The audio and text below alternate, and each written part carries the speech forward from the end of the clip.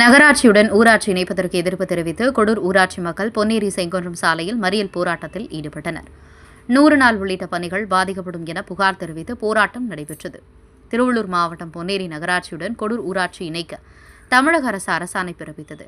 இதற்கு கொடூர் ஊராட்சி மக்கள் எதிர்ப்பு தெரிவித்து வந்த நிலையில் இன்று பொன்னேரி செங்குன்றம் சாலையில் கிருஷ்ணாபுரம் பகுதியில் சாலை மறியலில் ஈடுபட்டனர்.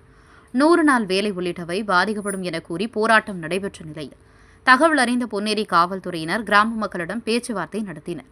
நடைபெறவுள்ள கிராம சபா கூட்டத்தில் தீர்மானம் நிறைவேற்றும்படி காவல்துறை அறிவுறுத்தியதை அடுத்து போராட்டம் விலக்கிக் கொள்ளப்பட்டது. இதனால் பொன்னேரி செங்குன்றம் சாலையில் போக்குவரத்து பாதிப்பு ஏற்பட்டது.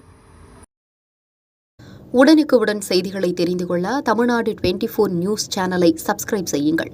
லைக், ஷேர் பண்ணுங்க. நன்றி.